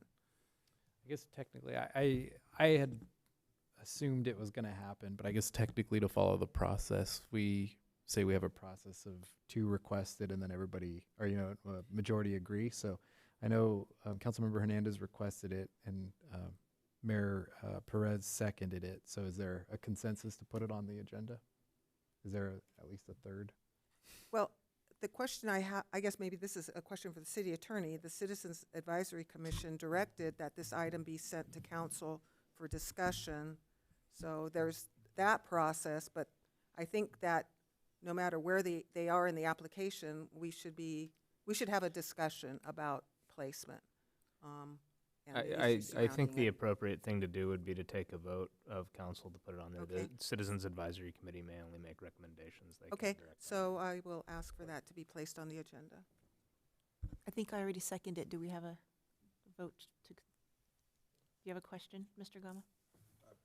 I was caught by surprise. I think you mentioned the Citizens Advisory Commission. They Can make suggestions. made a suggestion, 4-1 vote. Yeah, I'm And so the matter is here before council, so it would be appropriate for council to decide whether or not they want to take on the issue themselves. Yeah, and just to provide some background, so the Citizens Advisory Commission basically said, leave it to the council to determine location. So send it to the council to determine location. right, but isn't there a process that we're supposed to follow? And so where it gets a little, the reason it hasn't come to council yet is because it's an application from the port, and the port basically had wanted some time to do some outreach and things like that. But I think the idea is the council can discuss it. They just can't review the application yet if the port hasn't submitted the application. But the council could discuss and provide feedback or direction. So that's where I'm confused, because there Cart has been before an the horse. application in place for Mhm. several years. Are they planning to redo the application? There We're hasn't been getting an into I know we discussion, are, but- so it's, Yeah. I think the appropriate thing to do is if council would like to have this discussion, it should vote Go in on the favor of it. agenda. Okay, Yeah. I'm just asking it to be on the agenda, so we can discuss the I entire issue. seconded. Okay, so And I Councilmem- think this is in line with what you were suggesting to Councilman Gama at the last meeting. We don't need to discuss, we just need to vote, Yeah, right. because we are. Okay, yes. Yes. Councilmember Hernandez made a motion, Mayor Perez seconded it, so do we have all in favor? Aye. All opposed? Hearing none, motion passes unanimously. Any further? Mayor Pro Tem? Tenemos. I have none either, so with that, I am going to adjourn this meeting if there's nothing further, the time being 8:32, and we are adjourned. Thank you for attending.